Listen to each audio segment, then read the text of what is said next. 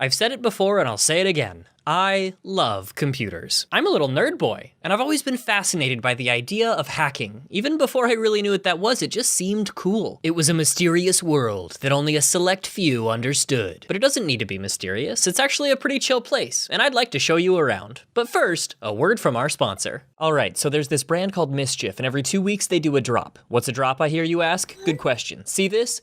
It could be anything. Sometimes it's a physical thing you can buy, like a dog collar that curses whenever your dog barks. Here's the thing though, that one sold out in seconds and got on national news shows, so you've probably seen their drops and didn't even know it was them. Sometimes the drops are digital, like the time they made a font exactly like Times New Roman but wider so you can cheat on your next English paper. You're welcome. Anyway, they just released an app so you can be the first to find out what the next drop is. No two drops are the same and some of them are secrets only available in the app. See where I'm going with this? No, because I haven't said it yet. The app has a messaging feature, and I'm not sure who the messages get sent to, but somebody at Mischief has to read them, right? So I thought it would be funny if all 1.5 million of you downloaded the app and spammed them with, I don't know, that part's up to you. Poop emojis, Shakespearean poetry, the entire B-movie script. Mischief specifically told me not to say anything about spamming the messenger because it'll bring down their servers or something, but I'm gonna go ahead and file that under good problems to have, so I may never get another sponsor, but if we can take down some servers with poop emojis, well, I think that'd be pretty funny. Please go to mschf.com and troll my sponsors. I heard they like Mischief.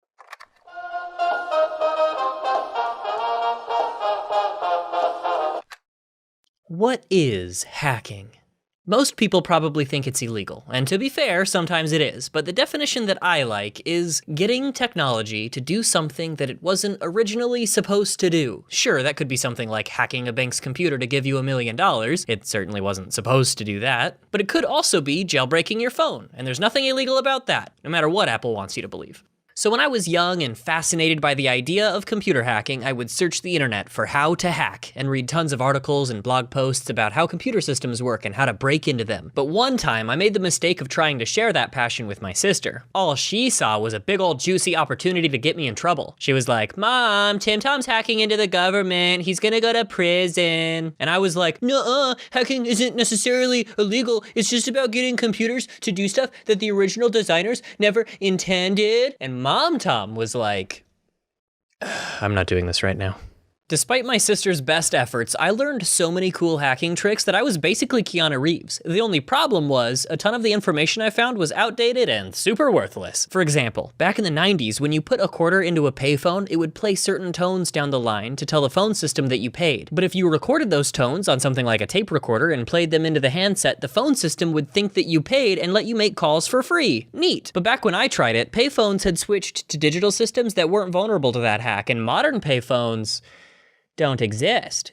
Thinking back on it, a lot of the information I found was about how the phone system works, or used to work, which kind of makes sense. Phones were the network that connected everybody's homes and businesses before the internet was a thing, and phone hacking, or phreaking as the cool kids called it, used to be a big part of being a hacker. My favorite thing that I learned from my phreaking days almost did get me in trouble with the police. Basically, I learned how those old rotary phones worked, and I figured out that I could dial a phone number by just taking the phone off the hook a bunch of times in the right pattern, kind of like Morse code. I thought the idea of dialing a phone number without pressing any buttons was neat, but I also didn't expect it to work. So I used that trick to dial the first phone number I could think of. 911. Once the phone started ringing, my heart sank and I hung up, but it was too late. The police had already traced the call. The cops showed up to my house like 30 minutes later, and I was just like, "Whoa, gee willikers, well, I sure didn't dial 911. Yep, I didn't press any buttons at all." And I got away with it, like a totally elite hacker. Now, I don't think movies are responsible for my fascination with computers or hacking, but they definitely fueled that flame. My favorite movie of all time is Hackers, a movie that came out when I was a baby. There's a scene in the movie where one of the characters uses that phone hook trick to call someone, and a different scene where he uses the tape recorder trick to use a payphone for free. Most of the hacking in the movie is unrealistic and just looks cool. But there's tons of parts where the characters use actual hacks, and the movie doesn't call attention to it, they just do it like it's no big deal. When I first saw that, I was ecstatic, like, that would actually work! Or at least it would have, back in the day.